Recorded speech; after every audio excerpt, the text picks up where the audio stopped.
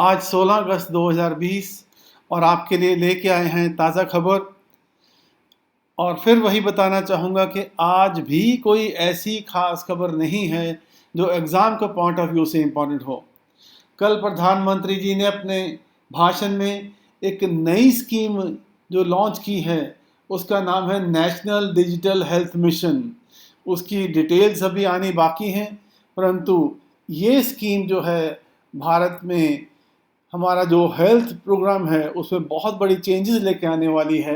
तो आपको अपनी स्कीम्स के बारे में जब आप याद करते हैं तो वहाँ पे इसको हमें डेफिनेटली ऐड करना होगा। यहाँ से एक क्वेश्चन डेफिनेटली एग्ज़ाम में आएगा ही आएगा। और वो क्वेश्चन नहीं आएंगे जो कल आप देख रहे थे, कई साइट पे दिखाए गए थे कि छत्तीसगढ़ की स्कीमें याद कर लो, बंगाल की स्कीमें याद कर लो, उड़ीसा की स्कीमें याद कर लो। ऐसे क्वेश्चन नहीं आते हैं एग्ज़ाम में, आपको उनसे सावधान रहना है, ऐसी चीज़ों से बच के रहना है।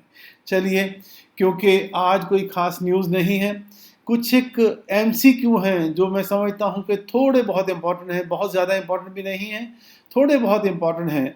उनको हम डिस्कस कर लेते हैं कि वो कौन से एमसीक्यूज़ हैं जिनके बारे में आपको कुछ पता होना चाहिए। तो पहला क्वेश्चन आपके सामने, ministry of defence launch a portal which is one stop online shop that provides access to vendors to take up items that can be taken up for indigenization. What is its name? 5 option है आपके पास और यहाँ पे जो आपका answer होगा, अगर आपको मालूम है जल्दी से तो बहुत अच्छा है, अदरवाइज आंसर इसका है सृजन। तो that is the answer to this particular question. अगला क्वेश्चन जो है, India has given 500 million assistance to which country for a connectivity project. तो हमारे जो सार्क नेशंस हैं उनमें से किसी एक देश को, ये आपके लिए क्लू है कि उसको ये फैसिलिटी दी गई है। तो वो कौन सा देश है? Sri Lanka, Mauritius, Maldives, Indonesia, Bangladesh. पहला क्वेश्चन आपके लिए यहाँ पे ये भी हो सकता है, इनमें से कौन सा ऐसा देश है जो सार्क का मेंबर नहीं है? अगर आप ये बता सकते हैं तो बहुत अच्छा है। सार्क की फुल फॉर्म क्या है वो भी अगर बता सकते हैं तो वो भी बहुत अच्छा है। इन चीज़ों के बारे में आपको पता होना चाहिए। हाँ जी, सार्क की फुल फॉर्म क्या है? South Asian Association for Regional cooperation.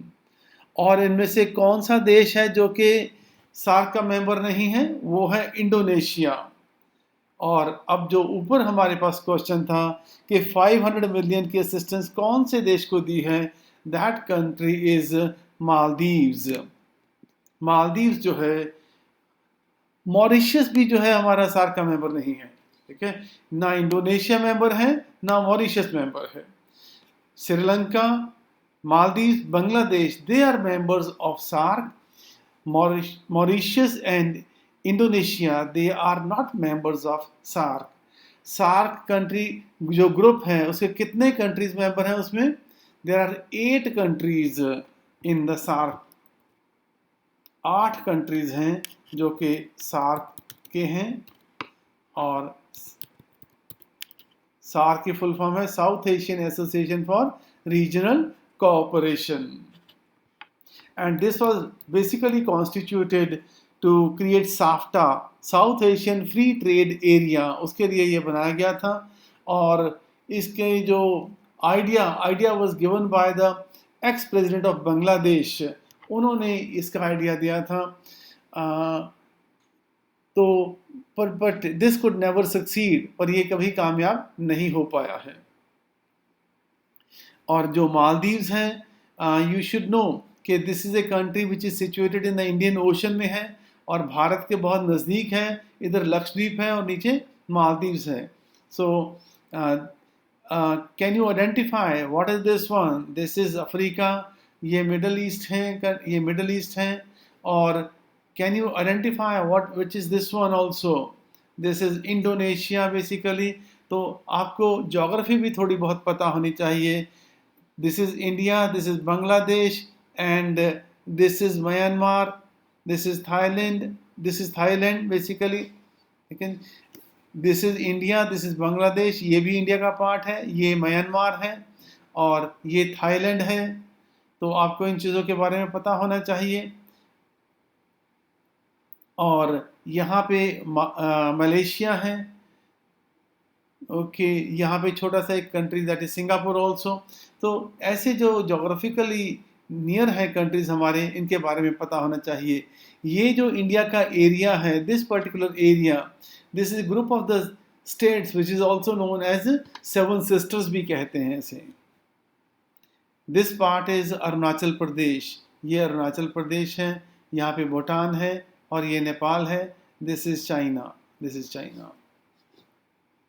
और जो मालदीव्स है, it's a beautiful country, but this country is also facing the danger of extinction, क्योंकि ये पानी की सतह से सिर्फ 5-6 फुट ऊंचा है, और जैसे जैसे समुंदर में पानी का लेवल बढ़ रहा है, this country is in the danger कि कहीं पानी में डूब ही ना जाए।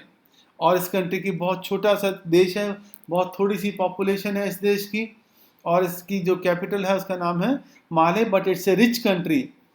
और as per the world bank IMF grouping, it comes under the rich, per capita income में ये रिच कंट्री के कैटेगरी में आता है।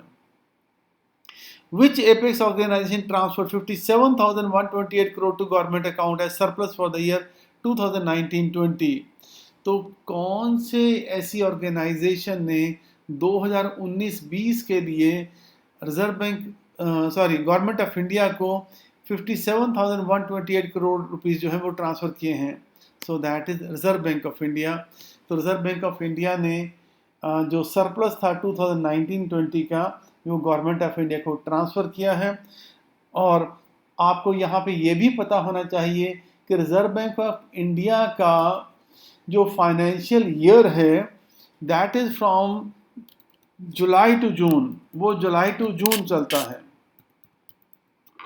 1 जुलाई से लेके 30 जून तक चलता है। परंतु इस बार RBI ने डिसाइड किया है that they will align there financial year with the financial year of the government of India. That means अब वो भी अपना जो फाइनेंशियल ईयर है वो अप्रैल टू जून करेंगे, अप्रैल टू जून कर लेंगे, और this will be done this year itself. और क्योंकि इस साल उनका जो फाइनेंशियल ईयर है जून में ख़त्म होगा, तो इस बार जो फाइनेंशियल ईयर होगा रिजर्व बैंक ऑफ इंडिया का, that will be only for 9 months फ्रॉम July to March 31st.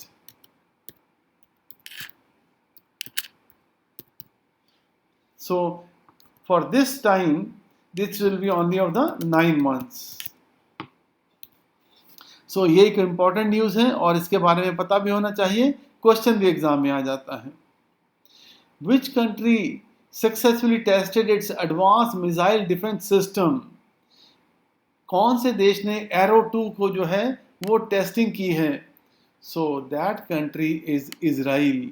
Israel ने एरो 2, एक मिसाइल डिफेंस सिस्टम है, वो टेस्ट किया है। Missile defence system,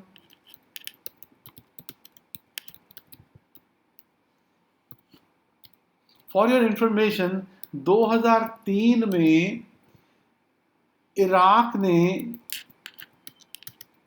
missile attack किया था इजराइल के ऊपर। इराक ने इजराइल के ऊपर मिसाइल अटैक किया था। सो एट दैट टाइम इजराइल ने ये जो पैट्रियट मिसाइल है, एक मिसाइल थी उसका नाम था पैट्रियट,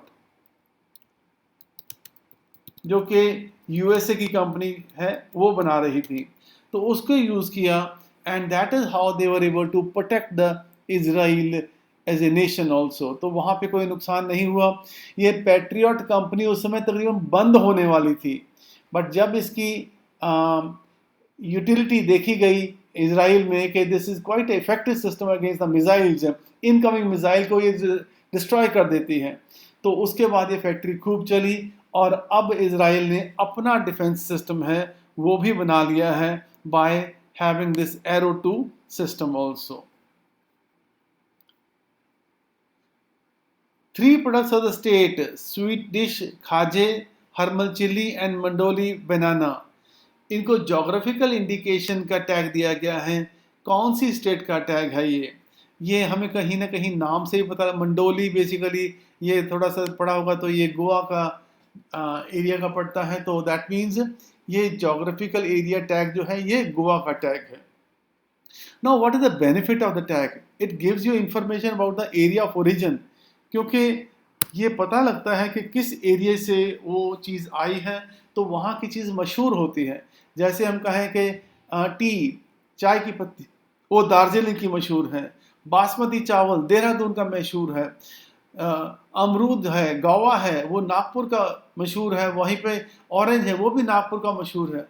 तो इस तरह से जब वो कोई चीज़ किसी एरिया की मशहूर हो जाती है तो उसको उसकी वैल्यू एडिशन हो जाती है। तो इसी तरीके से ये 3 चीज़ें हैं, उन्हें जोग्राफिकल इंडिकेशन टैग दिया गया है और इससे उन्हें वहाँ के लोगों को फ़ायदा होगा। They will be able to get more income by providing this GI tag to their products also. Which of the following day marks the World Organ Day? ये तो हल्का सा क्वेश्चन है। 13th August was the day. Prime Minister launched which new health initiative on Independence Day? तो prime minister जी ने at the 74th anniversary पे कौन सा मिशन लॉन्च किया है? That is national digital health mission को लॉन्च किया है। और उससे क्या होगा कि every individual will be provided with A one health card, और उससे वो कहीं भी जाके अपना इलाज करवा सकता है। उसका सारा का सारा डाटा उस हेल्थ कार्ड में मौजूद रहेगा और वो कहीं भी हो उसकी प्रीवियस बीमारी सब कुछ जो है उसमें पता लग जाएगी और डॉक्टर्स को आसानी हो जाएगी। So that is what is going to happen under national digital health mission में ये प्रोग्राम शुरू किया गया है। तो इस तरह से ये वाले कुछ एक क्वेश्चन हैं। ये कुछ एक वन लाइनर दे रहा हूँ, आपको इनके जवाब देने चाहिए। अगर आपको मालूम है तो जल्दी से जवाब देंगे आप। और the forest department of dash has developed a green Ramayana park in Haldwani. Which municipal corporation became the first urban body to provide land entitlement in the city forest to urban tribals? Reliance Industries became the first Indian company to figure in top 100. What is its rank? और top 500 में global Fortune में किसका number 1 rank है? Human elephant conflict को launch करने के लिए कौन सा पोर्टल लॉन्च किया गया है? कौन से एक इंडियन ओरिजिन के पर्सन को वाइस प्रेसिडेंशियल नॉमिनी डिक्लेयर किया है डेमोक्रेटिक पार्टी का? पीपल कार्ड जो शुरू किया है वो कौन सी ऑर्गेनाइजेशन ने शुरू किया है? What is the name of the new income tax reform जो प्रधानमंत्री जी ने न्यू टैक्सेशन रिफॉर्म शुरू किए हैं उसका नाम क्या है? स्काई रूट स्पेस में एरोस्पेस ने एक जो पहली कंपनी है उन्होंने एक रॉकेट इंजन बनाया है, उस रॉकेट इंजन का नाम क्या है? रॉकेट इंजन का नाम भी बताइए और उस रॉकेट का नाम भी बताइए जो उन्होंने they are going to launch in space also. What is the name of India's first rocket engine? तो ऑफ कोर्स दिस इज, ये वही क्वेश्चन रिपीट हो रहा है हमारा यहाँ पे। ओके, ये तो क्वेश्चन का आंसर यहीं पे लिखा है। Who is the only Indian to figure in top 100 paid male actors in the recent Forbes list? ठीक है, तो ये किसका नाम है यहाँ पे? ये सारे के सारे आंसर आपको डिस्क्रिप्शन में मिल जाएंगे, तो वहाँ पे आप इनको देख सकते हैं। और कोई ख़ास खबर नहीं है तो यहीं पे आज ख़त्म करते हैं। मुझे लगता है कि मुझे आज आपको वो भी बताने की ज़रूरत नहीं है कि बाकी चैनल्स क्या दिखा रही हैं। अभी तक आपको बहुत समझ में आ गया होगा।